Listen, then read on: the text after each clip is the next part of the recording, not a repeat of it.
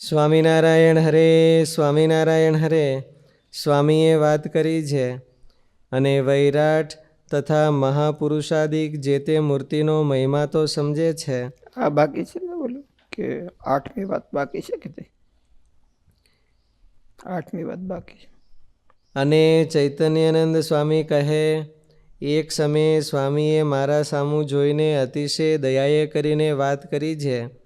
એક અણુ માત્ર પણ પ્રીતિ માયિક પંચ વિષયને વિશે રાખશોમાં એ કલ્યાણના માર્ગમાં વિઘ્ન કરનારી છે.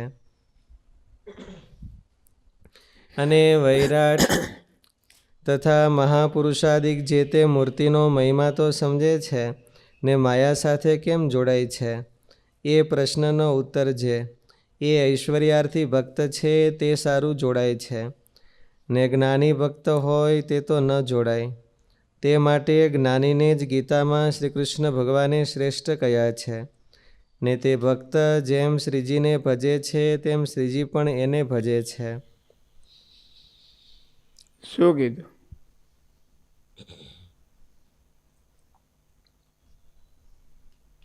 જ્ઞાની ભક્ત જેમ ભગવાનને ભજે છે એમ ભગવાન પણ એવા ભક્તને ભજે છે. આખી વાતમાં હોય. વિરાટાદિ છે એ ભજે છે એ ઐશ્વર્યાર્થી છે, ઐશ્વર્યાર્થી છે. અને જ્ઞાની ભગત છે એ બધાય કરતાં શ્રેષ્ઠ છે, તેને કંઈ જોતું નથી. શું આવ્યું? વિરાટ અને મહાપુરુષ વગેરે છે એ ભગવાનની મૂર્તિનો મહિમા તો જાણે છે, તો એ માયા સાથે કેમ જોડાય છે? તો કે ઐશ્વર્યમાં રસ છે એટલા માટે. બ્રહ્માજી ભગવાનનો વધારે મહિમા જાણતા હોય કે સુખદેવજી ને સનકાદિક? બ્રહ્માજી. તો પછી બ્રહ્માજી કેમ નથી જોડાતા? ઐશ્વર્યમાં રસ છે એટલે. એને કોને કેટલું જ્ઞાન છે ને કોની પાસે કેટલી શક્તિ છે એની ઉપર ડિપેન્ડ નથી રહેતું. કોની પાસે કેટલો રસ છે એની ઉપર ડિપેન્ડ છે. ક્યાં છે? મારી પાસે જ્ઞાન બહુ હોય, મારી પાસે શક્તિ બહુ હોય, એટલે શક્તિ હોય તો કદાચ ને ભગવાનમાં ન જોડાય. શક્તિ વાળા તો બીજા ઘણા હતા એવા કે ભગવાનમાં ન જોડાઈ શકે. પણ જેની પાસે જ્ઞાન બહુ હોય અને જ્ઞાન એ કયું જ્ઞાન? મહિમાનું જ્ઞાન, ભગવાનનું જ્ઞાન. એમ જેની પાસે ભગવાનનું જ્ઞાન હોય એ ભગવાન પાસે ન જોડાય લે. એટલે જેની પાસે ભગવાનનું જ્ઞાન ન હોય તો એ ભગવાન પાસે જોડે. તો હું એમાંથી બેમાં શું ડિફરન્સ આવ્યો? ઓલાની પાસે ભગવાનનું જ્ઞાન તો બહુ છે. વિરાટ આપણે તો વાત બ્રહ્માની કરી, પણ મહારાજે તો સ્વામીએ તો એને કરતાં ઊંચી વાત લીધી છે કે બ્રહ્માથી આગળ વિરાટ નારાયણ છે, એનાથી આગળ પ્રકૃતિ ને એ બધાય છે. તો એની પાસે તો ભગવાનનું જ્ઞાન બહુ હોય. તમામ જ્ઞાનની પ્રવૃત્તિ છે એ બ્રહ્માથી થઈ છે. કારણ કે વેદના આચાર્ય બ્રહ્મા છે. હાચા તો પહેલા વેદોને બધાને કેમ બધા ઓલા કરવા એના પ્રવર્તક એ બ્રહ્મા છે. તો એ બ્રહ્માને સનકાદિક જેવું ભગવાનમાં એ જ કહેવાય કે ન કહેવાય? ન કહેવાય. શું કરવા? એને શું કરવા નથી થતું? એને કરવું નથી. એનો જીવ છે એ બીજે તણાઈ ગયો છે. જ્ઞાન હોય આપણી પાસે અને શક્તિ હોય એટલે આપણો જીવ ભગવાનમાં તણાઈ જાય એવું જરૂર નહીં. આપણી પાસે શક્તિ ન હોય અને આપણી પાસે જ્ઞાન ન હોય એટલે આપણે ભગવાનમાં જોડાતા વંચિત રહી જાય એવું ન હોય. કોને ભગવાનમાં જોડાવું છે ને એને રહ કોને છે એની ઉપર આધાર છે. કેવી સરસ વાત લખી છે કે વિરાટ નારાયણ તથા મહાપુરુષાદિક છે એ ભગવાનની મૂર્તિનો મહિમા તો બહુ સમજે છે. મૂર્તિનો મહિમા બહુ સમજે છે એટલે શું એનો અર્થ?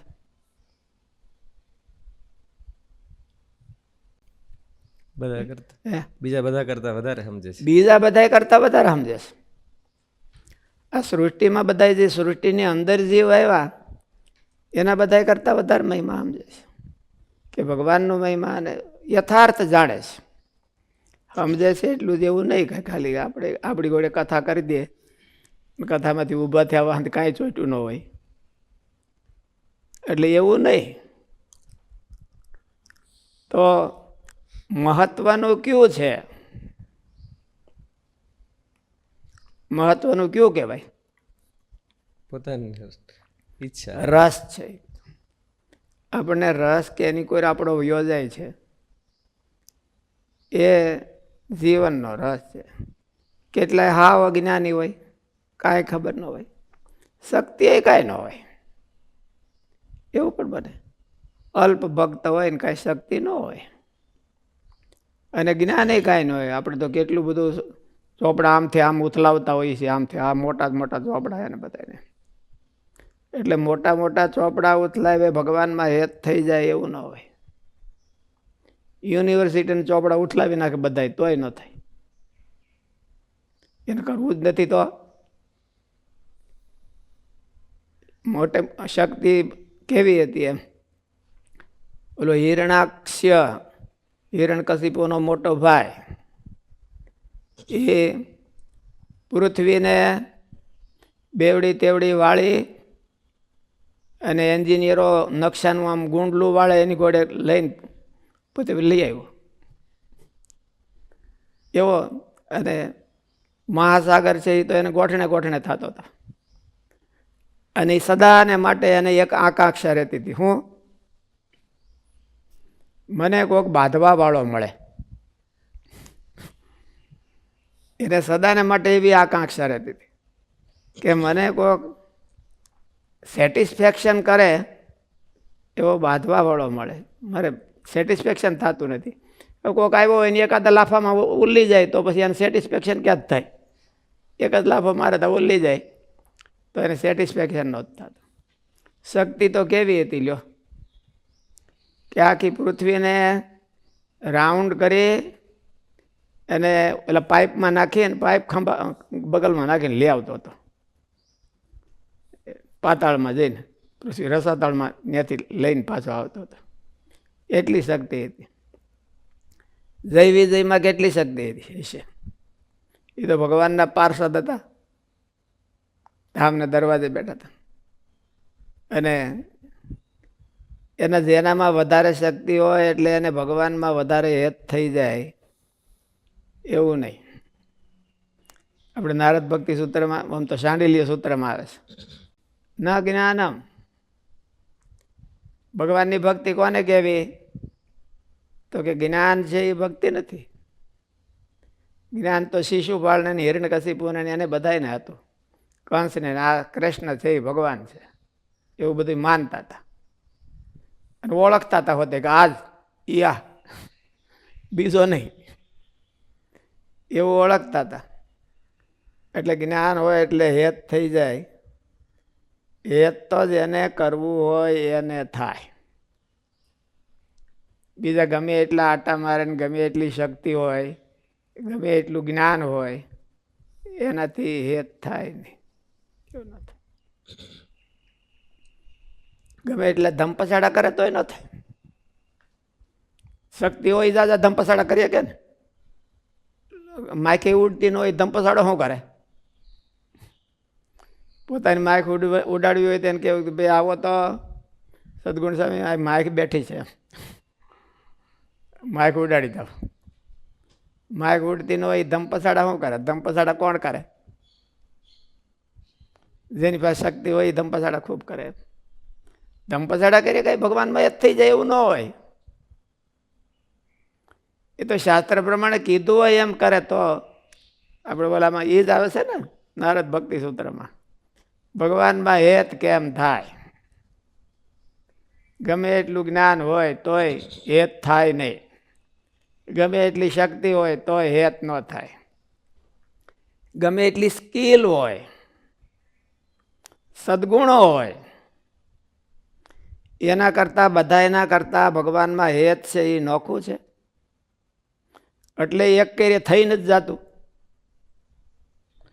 જો જ્ઞાન કરવાથી હેત થઈ જતું હોય તો એનો અર્થ શું થયો?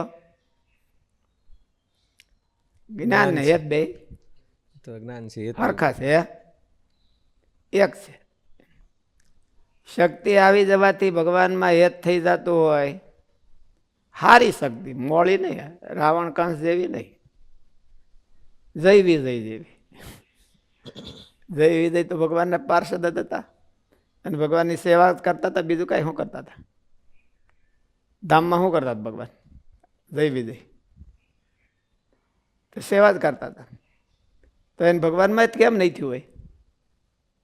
કમસે કમ ઝાઝો ટાઈમ તો રહ્યા હશે જય વિજય, સેવામાં ઝાઝો રહ્યા છે. ઓલે નારદ ભક્તિ સૂત્રના એક સૂત્રમાં એવું હોતે કીધું કે સેવા એ ભક્તિ નથી, એવું ન્યા હોતે કીધું. શું કરવાને કે રાજ સેવાદી વત. રાજાના બે સેવક હોય અને બેયને એની ડ્યુટીમાં એપોઇન્ટ કર્યા હોય. ક્યારેક ક્યારેક બે ને હરખી ડ્યુટી હોય કે તારે આની કોરથી ચામર નાખવાનું, તારે આની કોરથી ચામર નાખવાનું, બે બાજુથી હરખી ચામર નાખવાનું. એવી ડ્યુટીમાં એપોઇન્ટ કર્યા હોય. તો રાજા એવું સમજે કે આ છે ને એ ભગત છે ને ઓલો છે એ નોકર છે. તો બેન ડિફરન્સ શું પડ્યો? ભાવ નથી કરતો. ઓલો સેવા કરે છે પણ સેવામાં બધી સેવા ભક્તિ થઈ જતી નથી. સેવાને ભક્તિ કરવી પડે છે, કર્યા વિના થાય નહીં. બે ચામર નાખે છે. અને તોય રાજા એવું સમજે કે આ અમારો રાજ ભગત છે અને આ અમારો ભગત નથી, આ અમારો નોકર છે, એવું કરે. એટલે ભક્તિ છે એ કેટલી ઊંડી છે. ભગવાનમાં હેત કરવું એ આપણે કૂદકા મારીએ એટલે અમારે બહુ હેત, એ બધું તો લોક મનાવવા બરાબર છે. ભગવાનને મનાવવા બરાબર ન થાય. ભગવાનને મનાવવા હોય તો એમ ન થઈ શકે. એટલે ન સેવા એવું કરી નાખ્યું. સાંડિલ્ય ભક્તિ સૂત્રમાં, સાંડિલ્ય ભક્તિ સૂત્ર શાસ્ત્ર પ્રમાણે છે ને, એટલે એમ એવું લખ્યું ન ક્રિયા અને ન જ્ઞાનમ. ભગવાનની ભક્તિ ન શાંડિલ્ય ઋષિએ વ્યાખ્યા આપી, સા પરાનુરક્તિ ઈશ્વરે, એવું સૂત્ર કીધું. નારદજીએ વ્યાખ્યા આપી, સાતો અસ્મિન પરમ પ્રેમ રૂપા. ભક્તિ કોને કહેવી? તો કે અસ્મિન એટલે ભગવાનમાં, પ્રગટ ભગવાનમાં પરમ પ્રેમ હોય, અતિ પ્રેમ, ગોપીઓના જેવો હોય. ગોપાળાનંદ સ્વામી ને સચ્ચિદાનંદ સ્વામી ને એ બધા એના જેવો પ્રેમ હોય, તો એને ભક્તિ કહેવાય. પછી વળી શાંડિલ્ય ઋષિને ક્યાંક સોલો ચડ્યો તો કે આ બીજા ક્યાંક ઊંધું સમજે નહીં, એટલે એને આવું હોતે લખી નાખ્યું કે ન ક્રિયા, ન જ્ઞાનમ, ન સેવા. પછી એને દ્રષ્ટાંત હોતી દીધા કે ન સેવા, તો કે રાજ સેવા દિવત. રાજાને બે સેવક હોય અને હરખી ડ્યુટી હોપી હોય તો એ રાજાને સેટિસ્ફેક્શન બેના તરફથી હરખો હોય. બેને ચામરની ડ્યુટી આપીશ. આપણે આ બધા જે માનો કે સેવા કરે છે, તમે બધા સેવા કરો છો, તો બધાની તરફથી હરખું સેટિસ્ફેક્શન આવે તો સેવા તો બધાની હરખી જ છે, તો સેટિસ્ફેક્શન કેમ ન આવે? ભગવાનને સેટિસ્ફેક્શન કેમ હરખું ન આવે? સેવા તો ક્રિયા તો બધી એક હરખી જ હોય, કવાયત એ તો બધી એક હરખી જ હોય એમ. પણ ઓલો થોડીક કવાયત કરે તો ભગવાન ધરાઈ જાય, એટલે એને પ્રેમ કહેવાય. તો કેવું સરસ લખ્યું કે વૈરાટને મહાપુરુષાદિક જે મૂર્તિનો મહિમા તો સમજે છે અને માયા સાથે કેમ જોડાય છે એને મહિમા.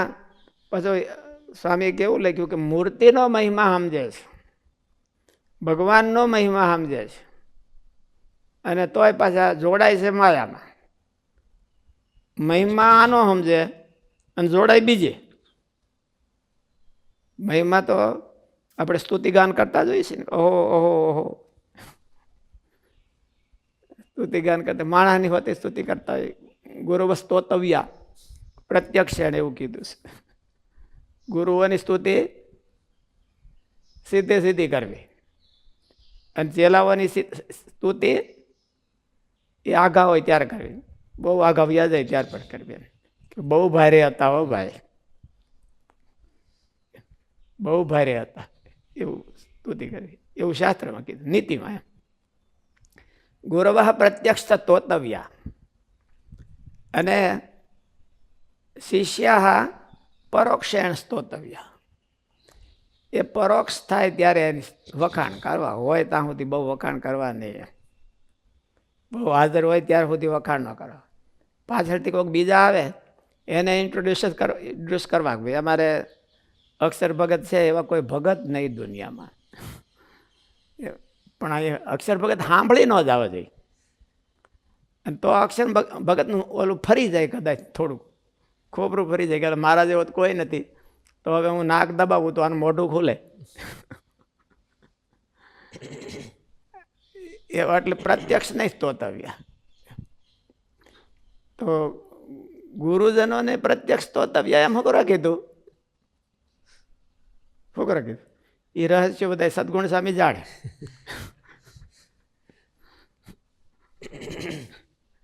શું કરવા કીધું?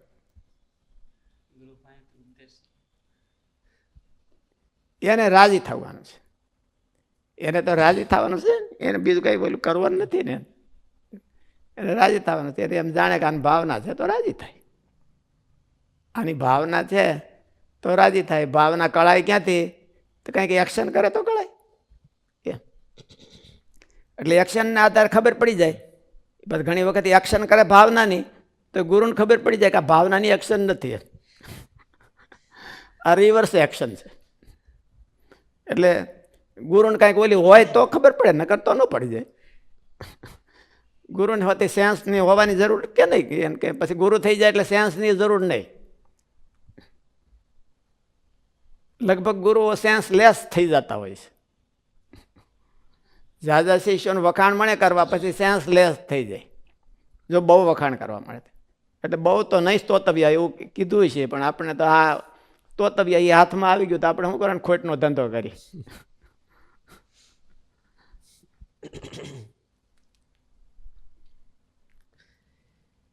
અને વૈરાટ તથા મહાપુરુષાદિક જે તે મૂર્તિનો મહિમા તો સમજે છે ને માયા સાથે કેમ જોડાય છે, એ પ્રશ્નનો ઉત્તર છે. એ ઐશ્વર્યાર્થી ભક્ત છે તે સારું જોડાય છે. એટલે એના જીવમાં રહ ન્યા પડ્યો છે. ભગવાન છે હાજર, અને ભગવાનનો મહિમા હોતે જાણે છે, અને બીજું જોવે છે. બ્રહ્માને તો કેટલું દેખાતું હોય છે કે બધાની સૃષ્ટિ કરે, નરકની રચના એ કરે. કે બ્રહ્મા કોક દી કે એને મનમાં થાય કે આ નરકમાં ગયા શું કરવા, તો એને બધું દેખાય. અને તોય એને હેત એમાં નથી થતું, મૂર્તિમાં હેત નથી થતું.